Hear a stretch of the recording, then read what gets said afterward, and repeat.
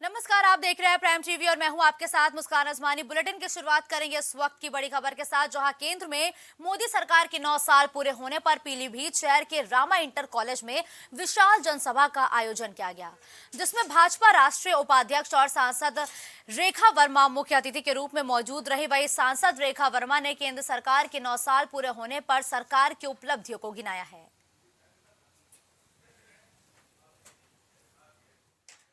तो पीलीभीत में भारतीय जनता पार्टी के केंद्र में 9 साल पूरे होने पर एक विशाल कार्यक्रम का आयोजन किया गया था। इस दौरान मोदी सरकार के 9 साल के कार्यकाल की उपलब्धियों को बताया गया। तो वहीं डिप्टी सीएम केशव प्रसाद मौर्य चंदौली पहुंचे, जहां उन्होंने मुख्यालय स्थित कलेक्ट्रेट सभागार में लोगों को संबोधित करते हुए कहा कि 2024 में पीएम के नेतृत्व में तीसरी बार प्रचंड बहुमत से बीजेपी की सरकार बनेगी। साथ ही उन्होंने कहा कि 2024 में अखिलेश की समाजवादी पार्टी समाजवादी पार्टी बनेगी। और उन्होंने क्या कुछ कहा है, चलिए आपको सुनाते हैं। चंदौली क्षेत्र ऐसा क्षेत्र है जहां से देश के रक्षा मंत्री माननीय श्री राजनाथ सिंह जी और देश के कैबिनेट मंत्री और इसी क्षेत्र के लोकप्रिय सांसद डॉक्टर महेंद्र नाथ पांडे जी प्रतिनिधित्व करते हैं और हमारे सभी माननीय विधायकगण मेरे साथ बैठे ही हैं। क्योंकि चंदौली कृषि में प्रधानता अर्थात धान का कटोरा है, सिंचाई की सुविधाओं को लेकर के पार्टी कार्यकर्ताओं ने भी जनप्रतिनिधियों ने भी चिंता जाहिर की थी। आज सबसे पहले सिंचाई सुविधाओं की समीक्षा करके विशेष तौर से जो हमारे पंप कैनाल हैं वो सभी कैनाल 100% क्षमता के साथ चले। वहाँ लो वोल्टेज की समस्या बताई गई। मैंने जिलाधिकारी चंदौली की अगुवाई में तत्काल बैठक करके तो वहीं हमीरपुर में मोदी सरकार के 9 साल होने पर सदर विधायक मनोज प्रजापति ने प्रेस वार्ता की। इस दौरान विधायक मनोज प्रजापति ने सरकार की योजनाओं को गिनाया और कहा कि जो काम दशकों में नहीं हुआ वो इन 100 सालों में हुआ है। पानी, बिजली जैसी चीजों पर सरकार ने सबसे ज्यादा काम किया है। बात करते हैं और मंदिर कभी बनेगा नहीं, लेकिन ये तो मंदिर आपके सामने 2024 में वो आपके सामने सब कुछ होगा। इसी प्रकार से 370 की बात आपके सामने जो हमने वादा किया था वो पूरा हुआ है। सीएए का कानून आपके सामने है और विभिन्न सारी चीज़ें हैं जो विपक्ष कहा करता था। विपक्ष के जो शीर्ष नेतृत्व थे वो स्वयं कहता था कि जब हम केंद्र से 1 रुपया भेजते हैं तो 15 पैसे नीचे पहुँचता है। आज आपके सामने है कि अगर लाभार्थी के खाते में 100 रुपये जाने हैं तो 100 का 100 रुपये लाभार्थी के खाते में जाता है। किसानों के सम्मान के बारे में किसी ने सोचा। आज मोदी जी की सरकार है, जब से सरकार बनी किसान सम्मान निधि के नाम पर कितना सम्मान किसानों को किया जा रहा है। डबल द इकोनॉमी की बात करते हैं, डबल इनकम की बात करते हैं। हम किसानों की इनकम किस तरीके से बढ़ाते बढ़ाते उनकी बढ़ा करके लाएँ, तकनीकी का उपयोग करके जो उनके इनपुट्स हैं उनको उनका कीमत कम करके, कीमत जहाँ कम हुई है लागत कम हुई है और उनकी फसल में वृद्धि भी हम लोग रिकॉर्ड नोट किए हैं। तो किसानों की आय में भी वृद्धि हुई है। किसानों सम्मान निधि के माध्यम से उनका सम्मान भी किया जा रहा है। खबर संभल से है, जहां सभा के मुख्य अतिथि राजस्थान के पूर्व प्रदेश अध्यक्ष ने विपक्ष पर तंज कसा है। उन्होंने कहा कि विपक्ष मुद्दा विहीन है, उनके पास कोई मुद्दा नहीं है। मोदी सरकार के 9 साल के कार्यों को देखकर विपक्ष बौखला गया है। आगामी लोकसभा चुनाव में बीजेपी सभी सीटें जीतेगी। इसके आगे उन्होंने ये भी कहा कि कश्मीर में किसी सरकार की ताकत नहीं हुई कि बीजेपी ने धारा 170 को हटाया है।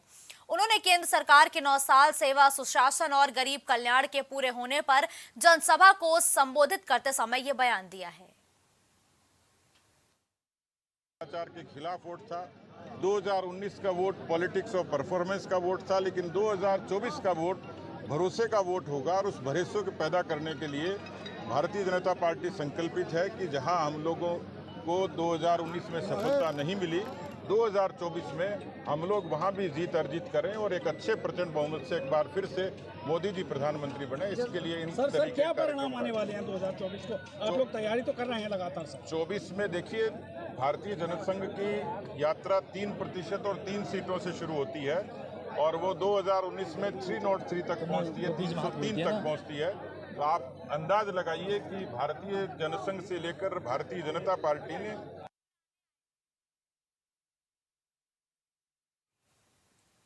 तो वहीं प्रयागराज में नगर निगम कार्यकारिणी का चुनाव संपन्न हो गया है।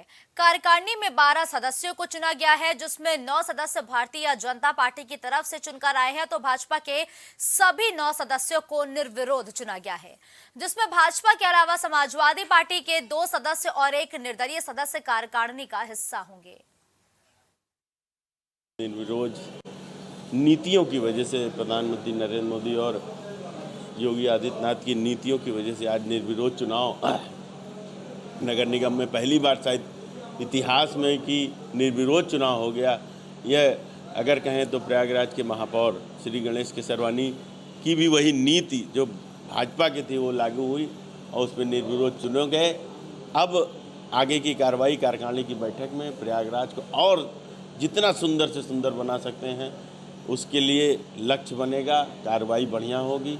कुंभ की जितनी अच्छी तैयारी कर सकते हैं उसको हम बहुत अच्छी तरह से करेंगे।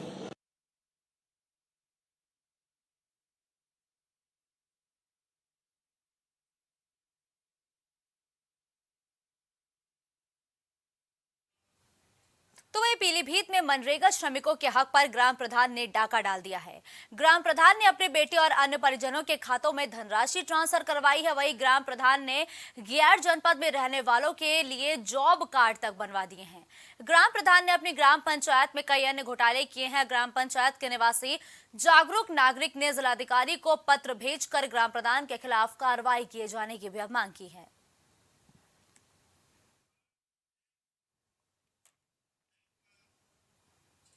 खबर शाहजहांपुर से है, जहां जिला उद्योग केंद्र की ओर से व्यापार मंडल कार्यालय खिरनी बाग पर व्यापार मंडल के सहयोग से रजिस्ट्रेशन कैंप आयोजित किया गया, जिसका उद्घाटन जिला उद्योग केंद्र के उपायुक्त अनुराग यादव ने किया। वहीं उद्यम रजिस्ट्रेशन अभियान पखवाड़े के तहत इस रजिस्ट्रेशन कैंप का आयोजन किया गया था, जिसका उद्घाटन जिला उद्योग केंद्र के उपायुक्त अनुराग यादव और व्यापार मंडल के महानगर अध्यक्ष सचिन बाथम ने संयुक्त रूप से किया है। कैंप में लगभग 50 से ज्यादा व्यापारियों ने अपना रजिस्ट्रेशन कराया। इस मौके पर महानगर महामंत्री अमित शर्मा और किशोर गुप्ता समेत कई व्यापारी शामिल हुए। गवर्नमेंट के अभियान में 15 जून तक ये इसका एक पखवाड़ा चल रहा है, रजिस्ट्रेशन का उद्यम रजिस्ट्रेशन का पखवाड़ा चल रहा है। उसके अंतर्गत व्यापार मंडल ने उद्योग केंद्र के सहयोग से ये व्यापार मंडल कार्यालय पर कैंप लगाया है और इसमें अधिक से अधिक व्यापारियों से आह्वान किया है कि जिनके उद्यम सर्टिफिकेट नहीं बने हैं वो अपना सर्टिफिकेट निःशुल्क बनवा लें। और इसमें काफ़ी लाभ गवर्नमेंट दे रही है, जिसमें आपका 5 लाख का बीमा भी है और कोई अगर आप लोन लेते हैं किसी बैंक से तो उसमें भी आपको 1% की छूट है और कई सब्सिडियाँ वगैरह हैं जो इसमें दी जा रही हैं, जो विभाग के अधिकारियों ने इसमें बताया है।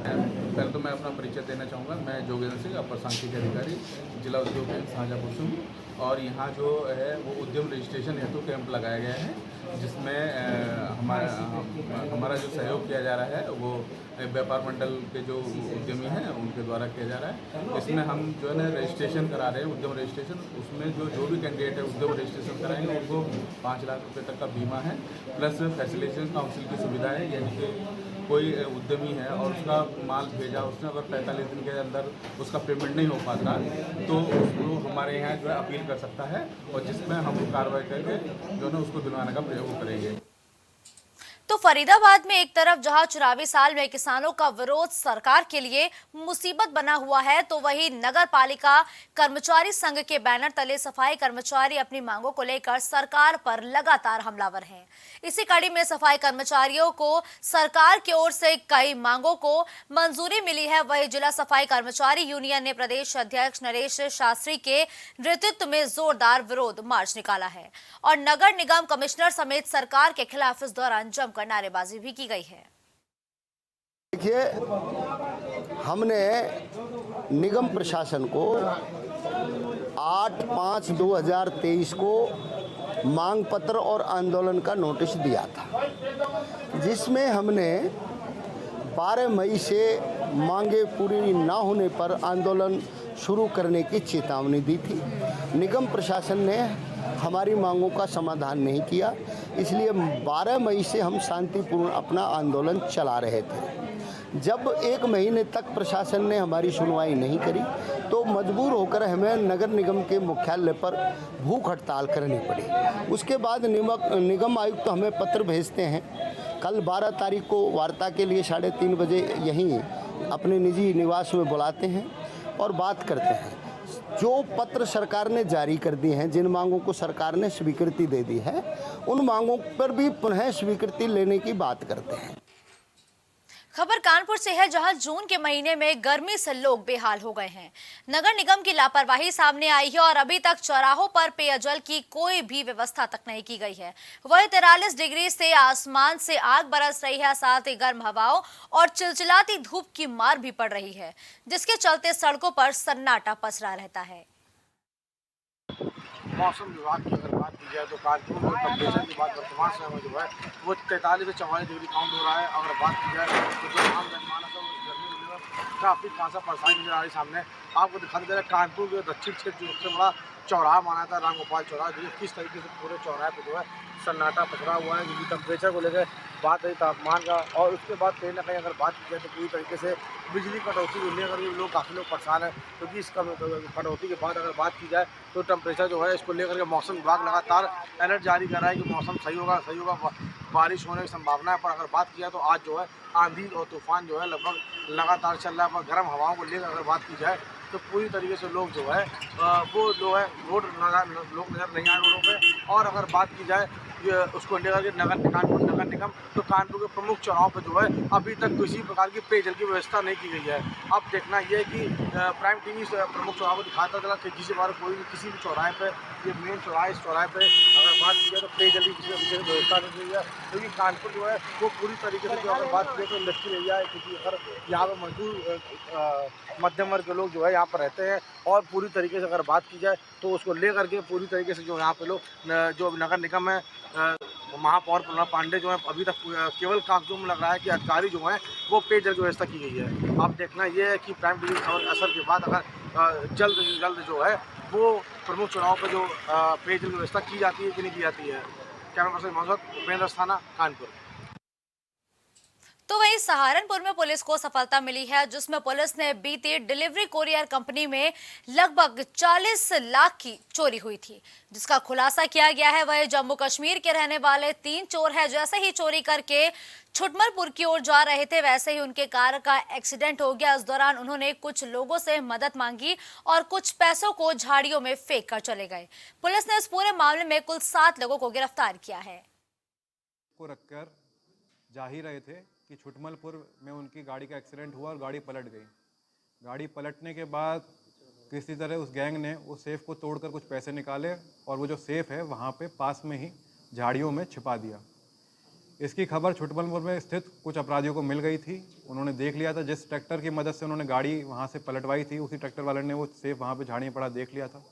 उसने अपने साथियों को 3 साथियों को बुलाकर उस सेफ़ से बाकी जितने पैसे थे वो निकाल लिए और आपस में बांट लिए। तो इस तरह इसमें 2 गैंग पूरे इन्वॉल्व थे। एक गैंग जो डिलीवरी कंपनी में जिसने चोरी करी थी, वो गैंग जम्मू का गैंग। तो वहीं कानपुर के नया वैली पावर प्लांट के स्क्रैप में अचानक आग लग गई है, जिसके बाद आग ने विकराल रूप ले लिया है। वहीं प्लांट पर मौजूद सीआईएसएफ और फायर ब्रिगेड ने आग पर काबू करने की कोशिश की है और आग बढ़ता देख घाटापुर और हमीरपुर फायर स्टेशन से गाड़ियों को बुलाया गया है। दमकल की 4 गाड़ियों ने 5 घंटे में आग पर काबू पाया है, जिससे लाखों रुपए का स्क्रैप जलकर राख हो गया है। अब खबर अलीगढ़ से है, जहां एक पति ने अपनी पत्नी के आतंक से परेशान होकर वरिष्ठ पुलिस अधीक्षक से मदद की गुहार लगाई है। पीड़ित पति ने आरोप लगाते हुए बताया कि उसका निकाह 11 साल पहले हुआ था। शादी के बाद से ही पत्नी और उनके मायके वाले आए दिन पति को परेशान करते चले आ रहे हैं, शारीरिक और मानसिक उत्पीड़न कर रहे हैं। पति ने घर में 1,60,000 रुपए की नकदी को रखा था, जिससे लेकर पत्नी फरार हो गई। वही पति परेशान होकर एसएसपी कार्यालय पहुंचा और प्रार्थना पत्र देकर वरिष्ठ पुलिस अधीक्षक से न्याय की गुहार लगाई है।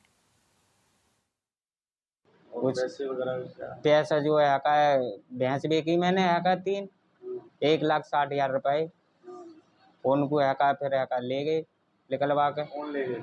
साले और ससुर दोनों आए तो बहुए भी ले गए, घर वाली भी ले गए। फिर क्या हुआ?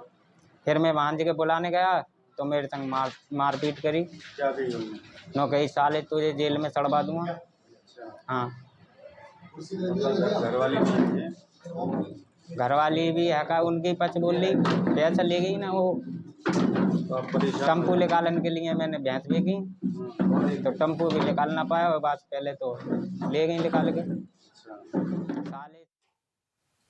तो वहीं कौशाम्बी में श्रद्धालुओं से भरी कार में तेज रफ्तार डंपर ने टक्कर मार दी है। इस हादसे में कार सवार 9 श्रद्धालु घायल तक हो गए हैं, जिसमें 3 श्रद्धालुओं की हालत गंभीर बताई जा रही है। जहां मां शीतला का दर्शन करने जा रहे कार सवार श्रद्धालुओं को तेज रफ्तार डंपर ने टक्कर मार दी। इस हादसे में कार सवार 7 लोग घायल हुए हैं, जिनमें 3 लोगों की हालत नाजुक बताई जा रही है।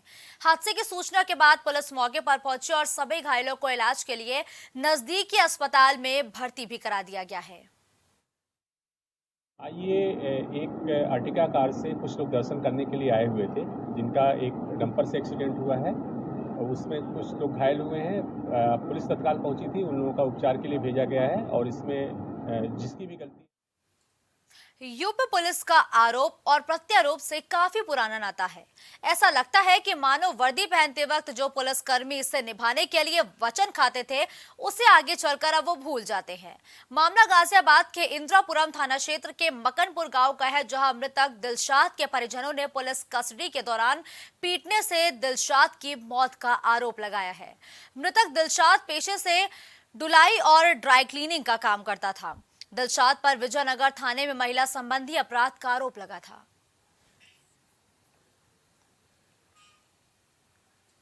तो वहीं कानपुर में बसंत हॉस्पिटल महादेवा हॉस्पिटल के पास 11 स्टार स्पा सेंटर के आड़ में जिस्म फरोशी का धंधा चल रहा था। कस्टमर और स्पा सेंटर वाले मैनेजर का वीडियो वायरल हो रहा है। इससे पहले एडीसीपी अंकिता शर्मा ने कई स्पा सेंटर्स पर छापा मारकर उन्हें बंद कराने का भी काम किया था, लेकिन थाना और चौकी के संरक्षण में 11 स्पा पर कार्रवाई अभी तक नहीं हुई है। 11 स्पा सेंटर का संचालक रोहित गुप्ता अपने रसूख के चलते बेखौफ होकर जिस्म फरोशी का धंधा चला रहा था।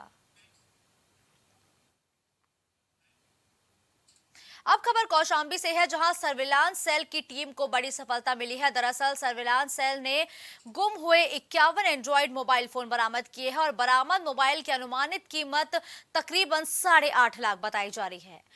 वहीं एसपी ने सभी मालिकों को बुलाकर मोबाइल बांटे हैं और खोए हुए मोबाइल पाकर लोगों में खुशी देखने को मिली है। साथ ही एसपी ब्रजेश श्रीवास्तव ने लोगों से अपील की है कि गुम हुए मोबाइल मिलने के बाद इसका इस्तेमाल ना करें, क्योंकि गुम हुए मोबाइल का प्रयोग करना अपराध है।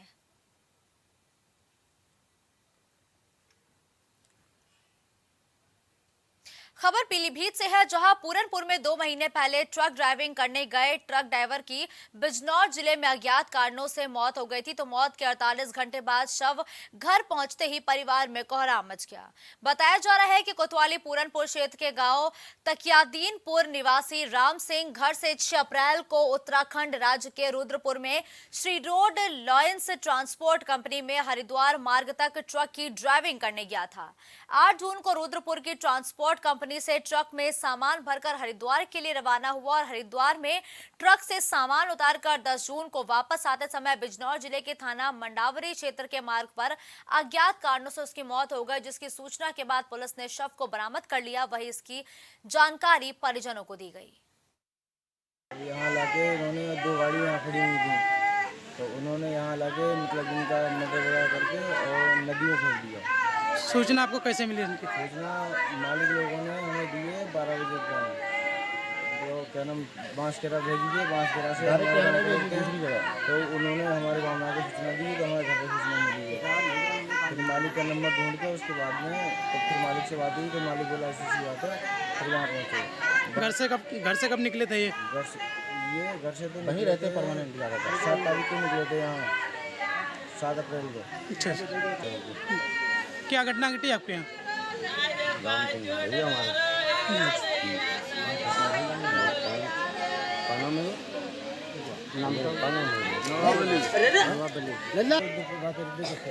कौन? हरिद्वार, मेरा भाई। क्या नाम है?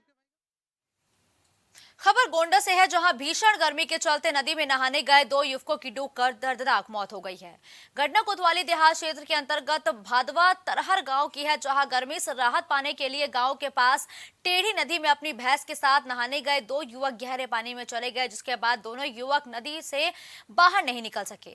सूचना मिलते ही स्थानीय लोग और गोताखोरों ने नदी में छलांग लगाकर दोनों युवकों को बाहर निकाला और आनन फानन में जिला अस्पताल पहुंचाया, जहां डॉक्टर ने दोनों को मृत घोषित कर दिया है। गहरे पानी में चले गए, थोड़ी देर तक जानकारी नहीं हुई, फिर गांव में जो अगल बगल के बच्चे थे उन्होंने देखा कि ये 18 साल के 2 बच्चे थे। वो जब उनकी जानकारी नहीं हुई तो गांव वालों को बुलाया गया, बड़े लोग आए और उन्होंने नदी में गहरे पानी में जाकर के उन बच्चों को ढूंढा, दोनों को निकाला गया। पुलिस को, गाँव के लोगों ने पुलिस को जरिए फ़ोन सूचना दी, पुलिस मौके पर पहुँची और उन दोनों लोगों को, दोनों बच्चे जो 17-18 साल के बच्चे थे, दोनों लोगों को जो है निकाल करके आनन फानन जिला अस्पताल ले गए, जहां पर उन्होंने डॉक्टर ने मृत घोषित कर दिया है। तो पंचायतनामा पोस्टमार्टम की कार्रवाई की जा रही है। तो बच्चे स्वयं नहाने गए थे कि भैंस को नहाने गए थे? ऐसा जो बताया, भैंस को लेकर के गए थे, भैंसें भी नहाई थी और भैंस चरा भी रहे थे और खुद नहाने लगे थे, गहरे पानी में चले गए। वहाँ पर बता रहे हैं पानी कुछ गहरा था टेढ़ी नदी का, कुछ गांव के गोताखोर और परिजनों के द्वारा ही उनको बाद में निकाला गया था। तो वहीं औरैया बुंदेलखंड एक्सप्रेसवे पर ट्रकों की मनमानी के चलते खूनी एक्सप्रेसवे अब वो बनता जा रहा है। हर तीसरे दिन हादसे में लोग जान गंवा रहे हैं। पुलिस और प्रशासन लापरवाह बना हुआ है। वहीं एक बार फिर हादसा सामने आया, जहां एक्सप्रेसवे पर खड़े ट्रक पीछे से आ रहा डंपर टकरा गया था, जिसमें चालक और परिचालक की मौत हो गई है, जिसको देखकर यातायात प्रभावित हो गया। जिसकी सूचना पर पहुंची पुलिस ने केबिन काटकर दोनों को बाहर निकाला और इलाज के दौरान मौत भी हो गई है। हादसे में 2 की मौत से हड़कंप तक मच गया है। ये 2 जो बॉडी रखी है, क्या मामला है इसमें? ये जो 2 व्यक्ति आए थे, अजय और सब्बीर, ये 3 से 3.5 के बीच में आए थे, आरटीए केस में आए थे, जिसमें से एक यहाँ पे जब आया था तो उसकी मृत्यु हो चुकी थी, तो उसकी जांच करने के बाद उसको मृत घोषित कर दिया गया। जो ये आरटीए केस में था, उसको गंभीर चोटों के कारण उसका इलाज करते समय उसकी मृत्यु हो गई थी। तो उसकी हमने सूचना पुलिस को दे दी और उसका पंचनामा भरकर पोस्टमार्टम के लिए जाएगा।